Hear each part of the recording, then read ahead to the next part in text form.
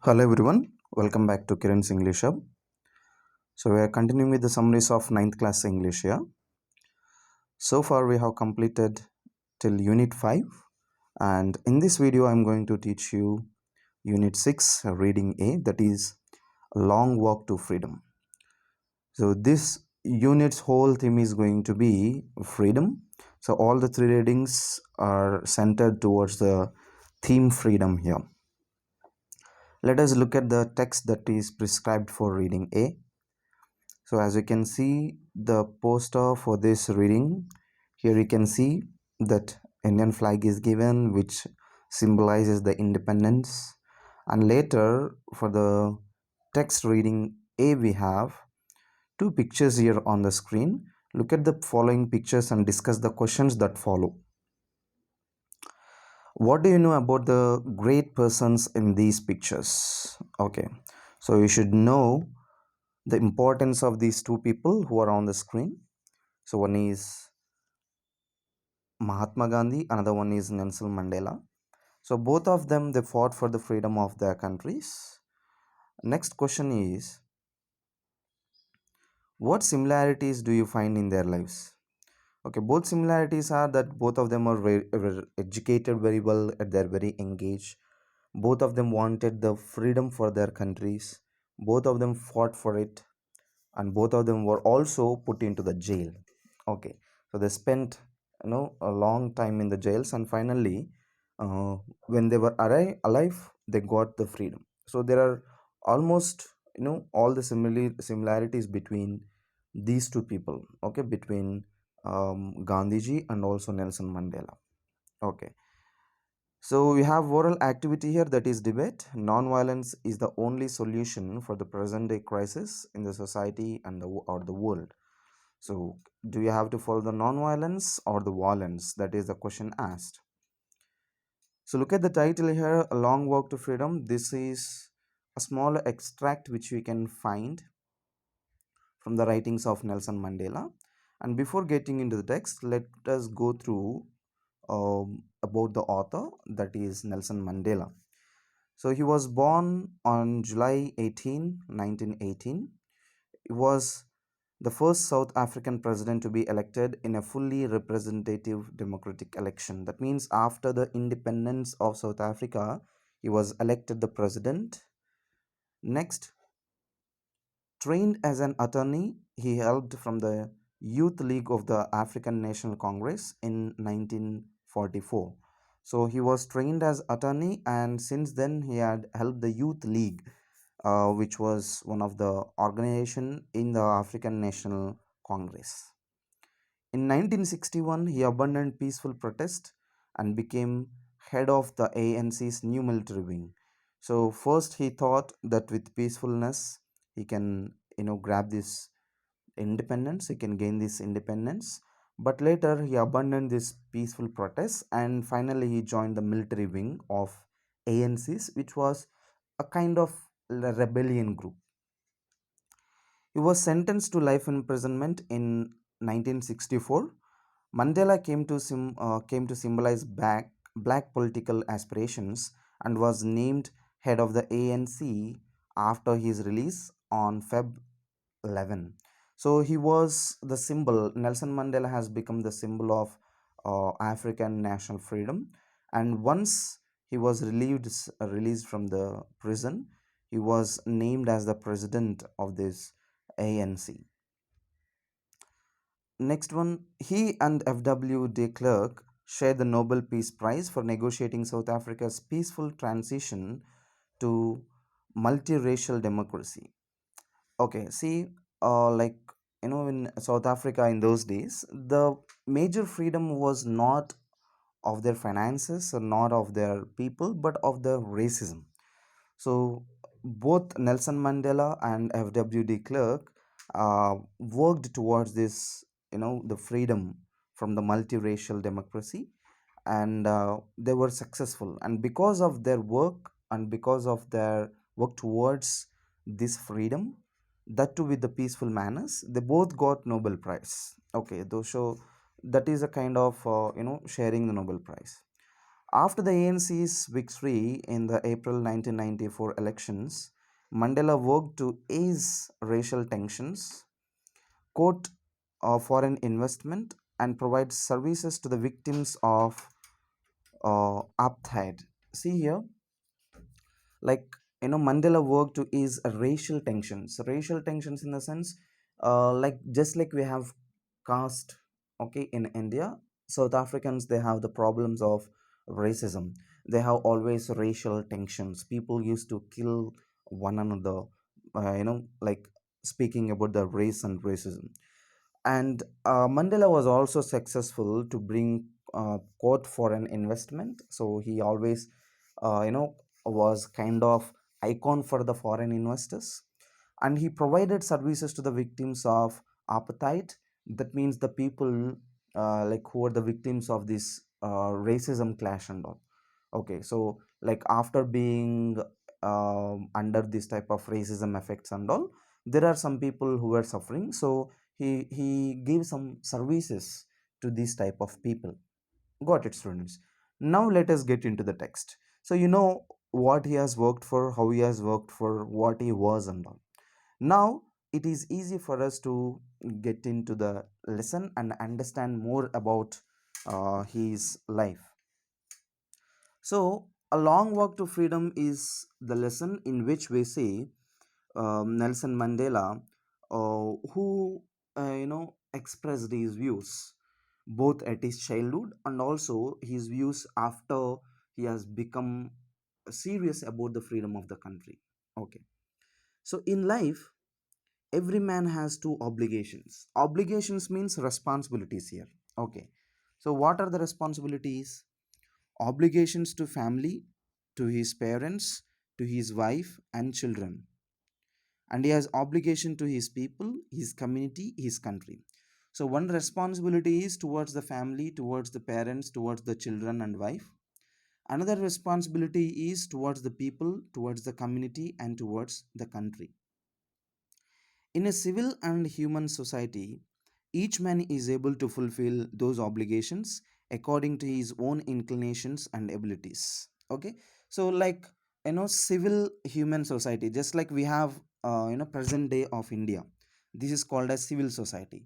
So in this type of civil society, you are free uh, to both fulfill the family obligations and also the obligations of the society. Okay, you can take care of the family, or you can also become a leader and take care of the country. You can do two things. But in a country like South Africa, it was almost impossible for a man of my birth and color to fulfill both of those obligations. But he says, I am living in a country where people would judge me based on my birth, people would judge me based on my color. So, in a country like South Africa, it is impossible to fulfill either of these obligations. These people were not able to fulfill the responsibilities of family. They were unable to take care of the family. They were unable to take care of the country also. So, such kind of treatment was given to the people in South Africa. In South Africa, a man of color who attempted to live as a human being was punished and isolated. So, if at all you want to live a normal life, you are a human being, right? So, if you at all you want to live the life of a human being, like very normal life in South Africa, you won't be allowed. You will be put behind the bars, you will be punished, and you will be isolated.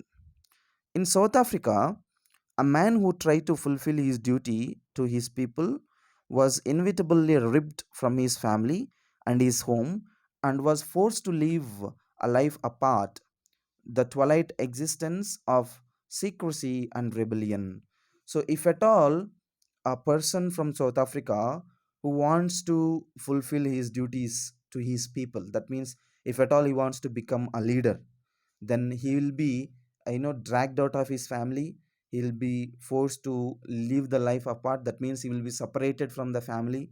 Then he will be put into some place where it is kind of secret place, and he will be posed the names of rebellion, is a rebel, okay, kind of names. So he won't be able to come out into the society. Okay, so you are not allowed to like speak out. You're always kind of slave there. I did not in the beginning choose to place my people above my family, but in attempting to serve my people, I found that I was prevented from fulfilling my obligations as a son, brother, a father, and a husband. So, in the beginning, Nelson Mandela, I in the sense Nelson Mandela is the speaker here, my dear students. Okay, Nelson Mandela is saying that I did not in the beginning choose to place my people above my family. That means he doesn't want to become like a great leader. He doesn't want to give so much of time for the people. He first wanted to take care of his family. First wanted to take care of his children, his mother, his parents, and all. So first he wanted to focus more on the family, but once he has become kind of leader, he started to take care of his family. He started to become a good brother, a good father, and good son. So once he started to he has the thoughts to become a leader, if he found that I was prevented from fulfilling my obligations. So during his childhood, first he thought that family is important, he was taking care of the family. But later, once he understood that the country needs his services, he has kept the family aside. Okay, he did not bother much about the family, but he bothered about the country. He focused more on the country and more on the freedom of the people. Next, I was not born with a hunger to be free. I was born free in every way that I could know. Okay, so first thing is, he has a hunger. Okay, the hunger is not only for the freedom in the first sense. Okay, in the beginning, I was born with a hunger to be, not born with a hunger to be free. Okay, free in the sense without any responsibility here. Okay, so I was not a kind of person who was born to be always free without doing anything. I was born free, free in every way that I could know. So he was initially born free, and free in every way that he knows. Okay. Free to run in the fields near my mother's hut, free to swim in the cleared stream that ran through my village, free to roast maize under the stars and ride broad backs of slow moving bulls. Okay. So his childhood was completely free. Okay, he was enjoying with his family, he was enjoying in his village, he was enjoying under the stars, that means during the night. He was free everywhere. He had freedom during his childhood. As long as I obeyed my father and abided by the customs of my tribe, I was not troubled by the laws of man or God. So, like Africans, they have tribes, just like we have castes here, they have tribes. Okay, like one tribe, separate tribes. They have own customs, they have own their rules and regulations. So Nelson Mandela, as long as he was under this type of obligations and rules, as long as he was following all these rules and all, he did not have any problem. Okay, so he was under the guidance of his father. He did not have any problem from any other man or from any other god. Next one. It was only when I began to learn that my boyhood freedom was an illusion, when I discovered as a young man that my freedom had already been taken from me, that I began to hunger for it. So, when he was a kid, he thought, doing all these, childish things and all were freedom. Okay, like he meant that they were only the things which were really meant for the word freedom. But once he was out of that boyhood, once he has become adult, then he understood that the freedom that he had at his boy stage, boyhood, was all an illusion. Okay, so when he discovered as a young man, when he discovered that freedom means something which is not kind of boyish kind of thing, freedom is something other than that. So by the time he realized that, there was no freedom for him. The freedom of his boyhood was taken away from him.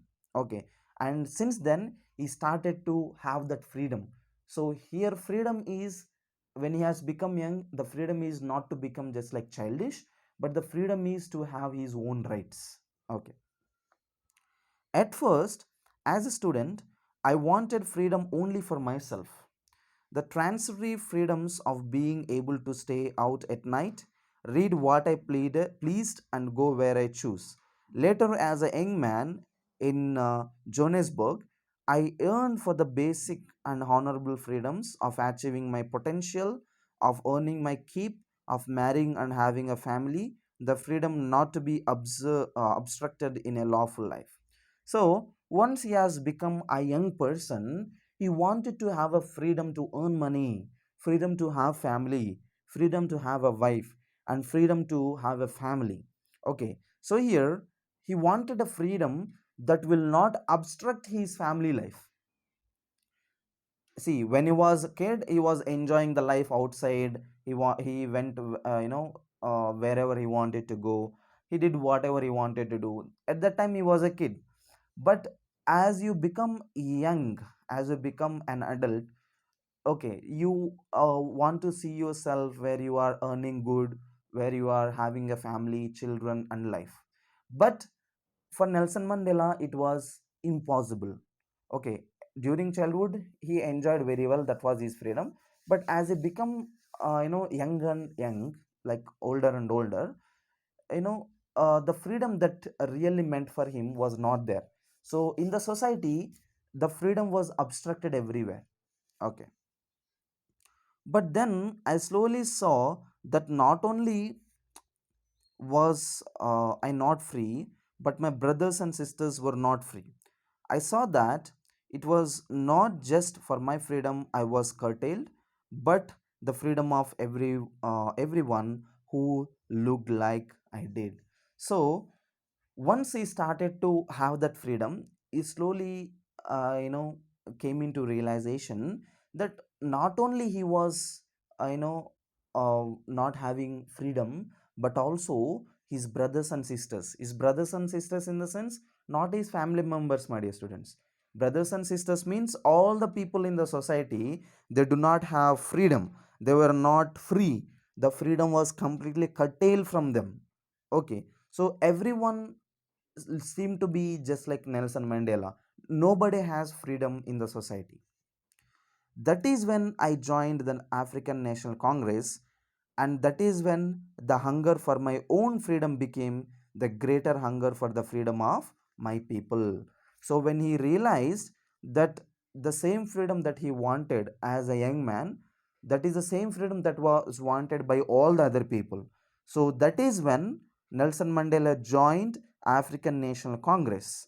And after joining African National Congress, then he really started to have a hunger for the freedom of all the people. So he didn't want the freedom of only himself, but he wanted the freedom of all the people. He had hunger for the freedom of all the people of South Africa.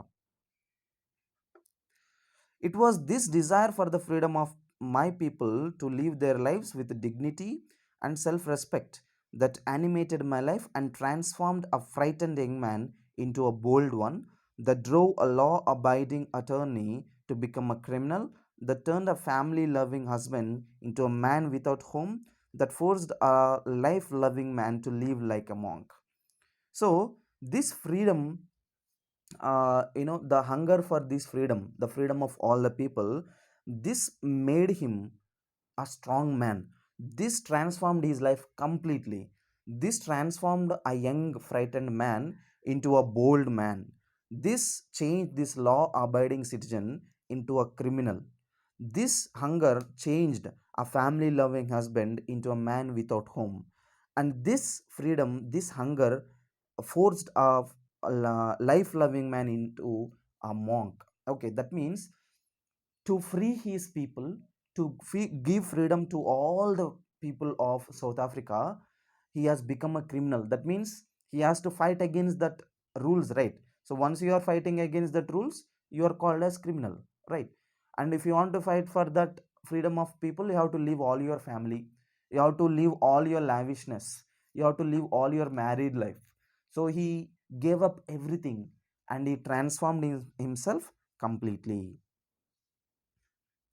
I am no more virtuous or self sacrificing than the next man, but I found that I could not even enjoy the poor and limited freedoms I was allowed when I knew my people were not free. So, he doesn't have any virtuous, or he doesn't have any kind of longing for the freedom. See, he observed that the fellow beings, okay, the all the other fellow beings were not enjoying the normal limited freedom things. Okay, small things which were related to freedom. Okay, just like speaking the way that you want, living the way that you want, doing the things that you want. Even these small things were also not given by the society then. So Nelson Mandela wanted to get all these things for his people. Freedom is indivisible. The chains on every one of my people were the chains on all of them. The chains on all of my people were the chains on me. So he says the freedom is indivisible. Indivisible in the sense which cannot be separated. Okay, you cannot say you have freedom and this fellow will not have freedom. You cannot separate freedom. Freedom means it is common for everyone. It is not the freedom only for himself. Nelson Mandela says, I just don't want freedom. Along with me, all my people should have the freedom." That is, his way of uh, understanding the freedom. So he says it is all kind of chain. So the chains on every one of my people were the chains on all of them. The chains, all of my people were on the chains on me. He says, if you do not give freedom to my people, you are also not giving freedom to me. If you give freedom to all my people, that means you are giving freedom even to me. Okay, so he says equality must be there. Next, I knew that the oppressor must be liberated just as surely as oppressed. So that means I knew that the oppressor, okay, Nelson Mandela here knows the oppressor, that means a person who oppresses, must be liberated just as surely as the oppressed. So, all the people, like the person who is oppressing the people and the people who are being oppressed, both must have the freedom. Okay. A man who takes away another man's freedom is a prisoner of hatred. Okay, if at all you are trying to take away the freedom of other person, that means you are the person who is called as a prisoner of hatred. That means you are filled with hatred, hate. He is locked behind the bars of prejudice and narrow mindedness. A person who doesn't want freedom for others is a person who has prejudice. Prejudice in the sense, kind of separation, kind of inequality treatment to the people. Okay, and also he is a person of narrow mindedness. Okay, narrow mindedness in the person is a person who thinks, uh, who takes the things in a narrow way, who doesn't you know think about the equality of the people. I am not truly free if I am taking away someone else's freedom, just as surely as I am not free when my freedom is taken away from me. So he says, if you are the person who is taking away the freedom of someone else, that means you are also not free, and the person who is being treated like this is also not free. So you should be a kind of person who is not taking away the freedom of other people, and you should not be also the person whose freedoms are taken away by the other people. So these two ways are the ones where he says you should not be the person who is oppressing, and you should not be the person who is oppressed. So only that type of society is called as the society which has freedom. The oppressed and the oppressor are alike are robbed of their humanity. Okay, because he says this sentence because once you are the oppressor, once you are the person who is taking away the freedom, that means you are not having any humanity. And once you are treated inhuman, that means if your freedom is taken away from you, then even in that case also that is called as inhumanity. Okay, you are not having any humanity by the other people. So in either of these cases, this is so inhuman. So that is why Nelson Mandela doesn't want anybody to rule over other people, and he doesn't want people who are ruled by the other people. Okay, So he wants the freedom of these both categories. So one should not rule another one, people should not be ruled by the any other person. So this was the idea of Nelson Mandela in this text, and that is the title we have, A Long Walk to Freedom. A long walk to freedom, in the sense, the meaning that he wants to convey through this is that a freedom is not something that you desire in a fortnight. So it is a kind of long fight that you will achieve after a long desire, after a long fight.